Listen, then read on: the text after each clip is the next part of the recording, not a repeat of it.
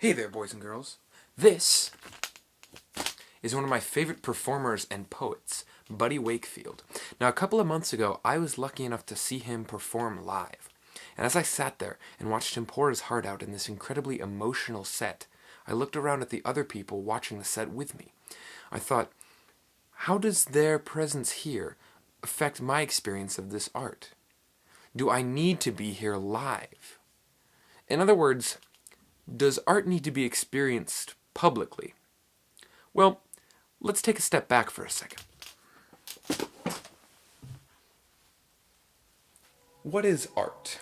Well, art is anything whose form exceeds its function, and whose form is intended, at least in part, to evoke an emotion in its viewer. Ugh. In this basic sense, we can come right out and say that no, art does not need to be experienced publicly. I can easily pull up a picture of Pollock's Blue Poles on my phone, or listen to Stravinsky's Rite of Spring on my iPod. I can even see the Sonic Youth perform live at the Metroplex in 1987 on YouTube.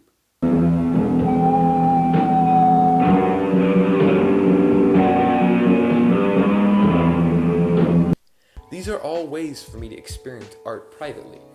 That's to say, with only myself as the immediate viewer of something.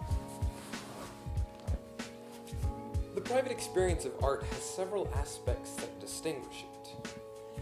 As a singular person experiencing the art, that experience is entirely a reflection of the work in the self of the viewer, the self being all aspects that make them unique and make them a person. It all affects the way that we respond to stimuli.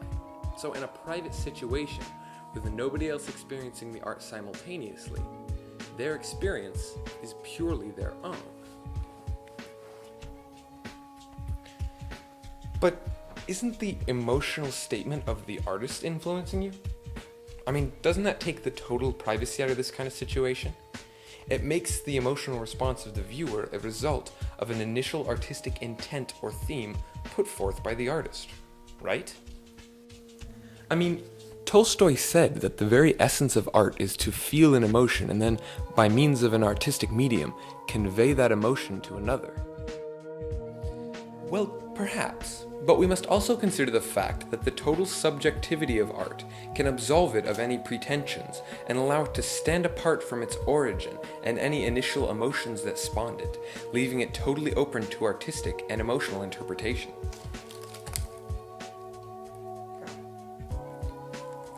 Well, with all that explained, we're left with the question of, what does one get out of the private experience of art?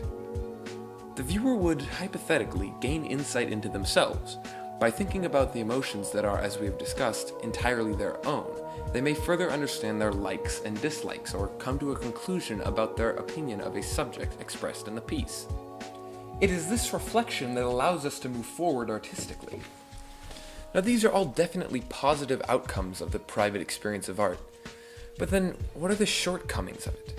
Well, if art is meant to be part of a culture, then privately experiencing the art doesn't really contribute to that culture, seeing as all variables and outcomes are totally insular to the viewer.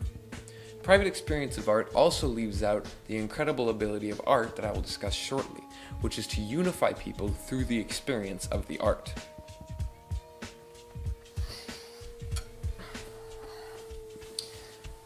Now, none of these are downfalls or even negatives necessarily of the private experience of art, but they're just things that it tends not to do on the average occasion. On the other end of the spectrum is public experience of art. Now, this idea is a very interesting one. It's interesting because as humans, we are all endlessly complex and contain a huge number of possibilities, as well as a wide range of emotions. And when you put two people together, it adds a new dynamic to that complexity. Relationship. Not like a hold hands and lie about one another's appearance kind of relationship, but a basic social interaction. Something as simple as a conversation can have a huge amount of subtext woven into it, and all of the implications of a basic exchange can be astounding. When did I lose this? But what does all this have to do with art? Well, it has quite a lot to do with art. You see, when you view a piece of art with another person, you both respond differently to the same stimulus. And because of this, no matter how different the response, you are brought closer together. A study was performed in Stockholm, Sweden, in which two groups of middle-aged women were set to live in separate apartment buildings. They were asked to record the frequency and quality of their social interactions. This experiment was entirely controlled except for one variable: visual art. Art was put in one of the apartment buildings and not the other. Surprisingly, within the first 4 months, the scientists saw a 40% higher rate of social interaction amongst the women who were in range of recognizable art. This shows that when people experience something together, they are brought closer together by it.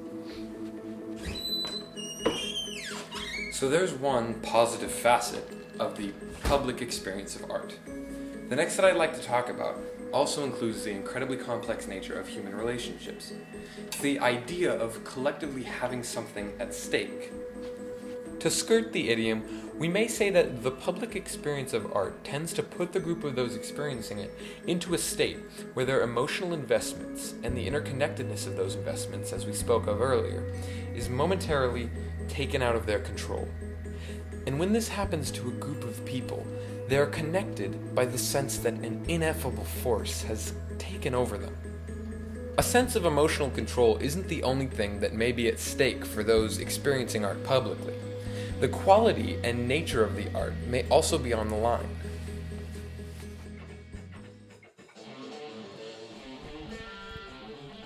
When two musicians play a duet together, they must coordinate with the music and each other to create a consonant piece that is pleasing to the ear.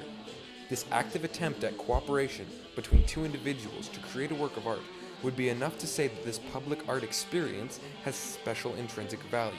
However, it goes deeper.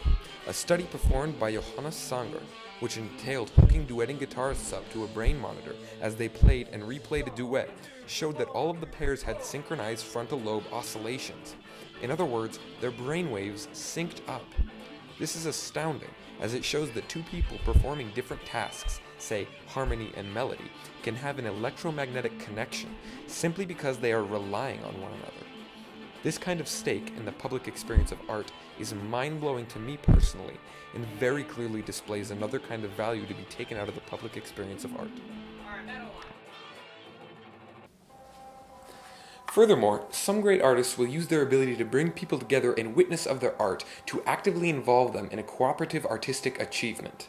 A perfect example of this is one of my favorite musicians, Dan Deacon.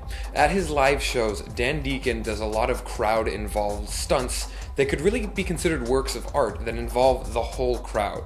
One of the most infamous being the human spiral. Okay, let's focus here. We've all eaten a horrible poison. Soon, we will all die. This man has been foraging, looking for herbs and acorns growing in the woods to feed his people. He comes back with just the herb to cure all of us. So what you're going to do is you're going to run as fast as you possibly can while everyone over here gives you a high five. Listen, like this. As fast as you possibly can. Stop.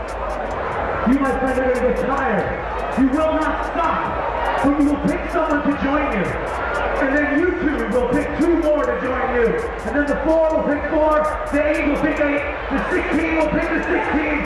So on, until we're all running as fast as we can in a circle. So after his explanation, the piece begins, and it's hilarious and awesome and crazy. And I've personally actually been in this. I saw him, and he got us all into it. It's so insane and hilarious and awesome, and it just made the whole live experience a lot better and enhanced the experience of the art because I was connecting with the people around me to experience the art together. Another great example of this is musician Bobby McFerrin.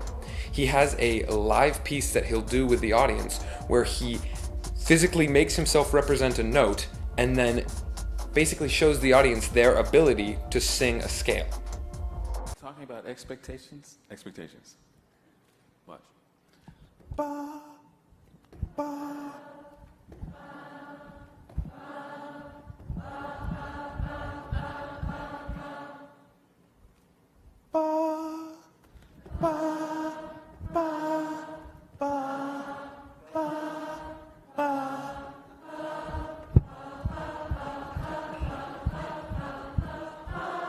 Okay.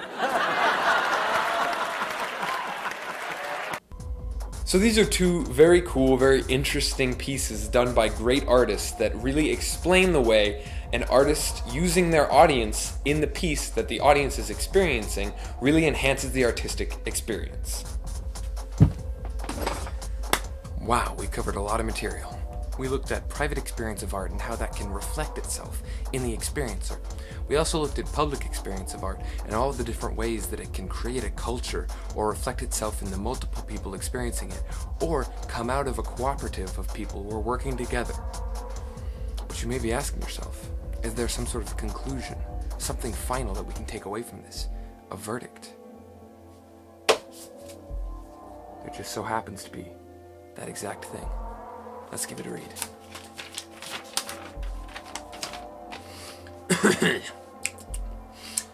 Though it may not be necessary to experience art publicly, there is ample evidence supporting the idea that it makes the art more functional, both in creating culture and acting as entertainment, to experience it publicly.